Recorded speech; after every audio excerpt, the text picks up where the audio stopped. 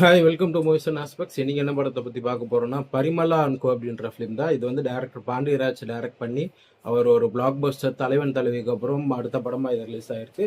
And இதில் யார் நடிச்சிருக்காங்கன்னா, Jayaram and Urvashi மேமோட பேர் வந்து ரொம்ப பஞ்சதந்திரமுக்கு அப்புறம் இதில் பேரா பண்ணியிருக்காங்க. அண்ட் சாண்டி பண்ணியிருக்காரு, அப்புறம் வந்து மிஷ்கின் சார் பண்ணியிருக்காரு.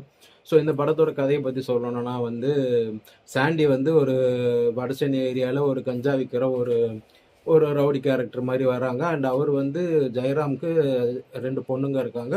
அவரை வந்து லவ் டார்ச்சர் பண்ணி வீட்டில் வந்து அப்பப்போ தொல்லை பண்ணி போகிற வர வழியில் ரோட்லலாம் வந்து அவங்ககிட்ட மிஸ்பிஹேவ் பண்ணி ரொம்ப ஒரு டார்ச்சராக பண்ணிட்டு இருக்கிற டைமில் வந்து இவங்க ரொம்ப பொறுத்து பொறுத்து பார்க்குறாங்க. அண்ட் அதுக்கப்புறம் வந்து ஒரு ஸ்டேஜுக்கு மீறி அவர் ரொம்ப எல்லாம் மீறது தெரிஞ்சு அவரை வந்து ஏதாச்சும் கொலை பண்ணிடலாம் அப்படின்னு நினச்சி இவங்க வீட்டில் பேசிட்டு இருக்கிறப்ப பார்த்தீங்கன்னா, மறுநாள் வந்து உண்மையுமே வந்து சாண்டியை யாரோ கொலை பண்ணிடுறாங்க. அண்ட் அதுக்கப்புறம் வந்து அவரை யார் கொலை பண்ணா, இவங்க தான் பண்ணாங்களா, இவங்க ஃபேமிலியில் ஒரு ஆள் தான் பண்ணாங்களா, இல்லைனா வந்து வேற யாராச்சும், அவர் வந்து ஒரு ரவுடின்றதுனால நிறைய இடத்துல அவருக்கு பிரச்சனை இருக்கும். அண்ட் ஈவன் போலீஸ் கூடவே பிரச்சனை இருக்கிறப்ப ஸோ யார் பண்ணாங்க, எதுக்காக பண்ணாங்க அப்படின்ற ஒரு இன்வெஸ்டிகேஷன் த்ரில்லரே ஒரு டார்க் ஹியூமரோட ஒரு காமெடியோட வந்து இதை ஹேண்டில் பண்ணியிருக்காங்க. ஸோ ஸ்டோரியாக வந்து ஒரு டிஃப்ரெண்டான அட்டம்ப்ட்னு தான் சொல்லலாம். ஒரு ஒன்லைனராக ஒரு ஐடியாவாக வந்து இது நல்ல ஐடியா.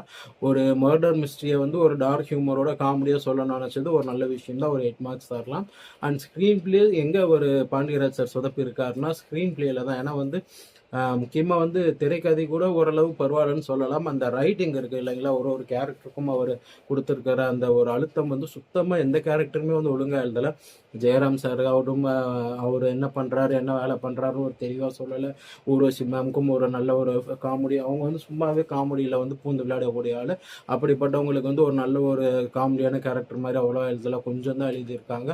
அண்ட் மெயினாக வந்து இந்த ஜெயராம் சார் பொண்ணா வர ஒருத்தவங்க வந்து சாண்டியை வந்து ரொம்ப டார்ச்சர் பண்ணுற மாதிரி காமிப்பாங்க. அவங்க கேரக்டர் வந்து சுத்தமாக ஒழுங்காகவே எழுதலை, ரொம்ப குழப்பி குழப்பி. ஒரு சீனில் பார்த்தீங்கன்னா வந்து அவங்க அவரோட டார்ச்சர் தாங்க முடியாமல் அழுகுற மாதிரி காமிப்பாங்க. அண்ட் இன்னொரு சீனில் பார்த்தீங்கன்னா அவரை வந்து லவ் பண்ணுற மாதிரி, அவர் மேலே ஒரு சாஃப்ட் கார்னர் இருக்கிற மாதிரி அப்படி காமிக்கிறாங்க. அண்ட் அதுக்கப்புறம் வந்து அவர் செத்துட்டாருன்னு தெரிஞ்சவொன்னா அதுக்கு அழுகுற மாதிரி அந்த மாதிரிலாம் மாற்றி மாற்றி காமிச்சது வந்து அந்த ஒரு கேரக்டர் உண்டான ஒரு நம்பகத்தன்மையே இல்லாமல் ஒரு இதுவாக இருக்குது. ரைட்டிங்லாம் ரொம்ப கேரக்டர்லாம் ரொம்ப வீக்காக எழுதியிருக்காரு. அண்ட் இன்னொரு விஷயம் என்னன்னா வந்து, கேரக்டருங்களுக்கு பேர் வந்து சம்மந்தமே இல்லாமல் லூசுத்தனமாக, ஒரு காமெடி படம்னா பேருங்கெல்லாம் லூசுத்தனமாக வைக்கணுன்ட்டு யார் இவருக்கு ஐடியா கொடுத்தான்னு தெரில.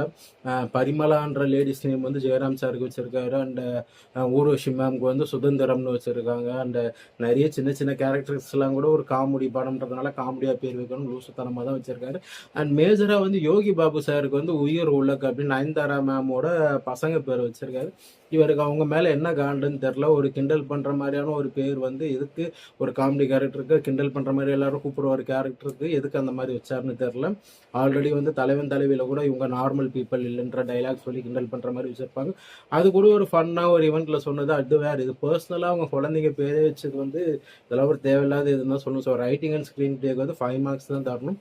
அண்ட் ஆக்டிங் வந்து எல்லாரும் நல்லா பண்ணியிருக்காங்க. பட் வந்து சில டைம் வந்து கொஞ்சம் ஓவர் ஆக்டிங் மாதிரி கிரிஞ்சாக தெரியுது. ஏன்னா காமெடி ஃபிலிம் வந்து அந்த எக்ஸ்பிரஷன்ஸ்லாம் வந்து கரெக்டாக கொடுக்கணும். கொஞ்சம் ஓவராக நம்ம கொடுத்துட்டோம்னா கிரிஞ்ச் ஆகிடும்.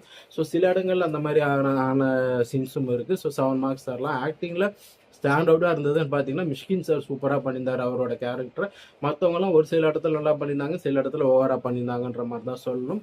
அண்ட் மியூசிக் வந்து இந்த வாட்ச விடாத அப்படின்ற பாட்டு கொஞ்சம் நல்லா இருந்துச்சு. பேக்ரவுண்ட் மியூசிக் ஒரு டீசெண்டான மியூசிக்காக இருந்துச்சுன்னு சொல்லலாம். ஓவராலாக வந்து இந்த படத்துக்கு ஒரு 70 மார்க்ஸ் தரலாம். இது வந்து ஒரு நல்ல ஒரு காமெடியாக எடுத்துகிட்டு போகக்கூடிய ஒரு கதைக்களமாக இருந்தாலும், காமெடி சில இடத்துல கொஞ்சம் நல்லா ஒர்க் ஆனாலும் பட இடங்களில் வந்து கொஞ்சம் கிரிஞ்சாக தான் இருந்துச்சு.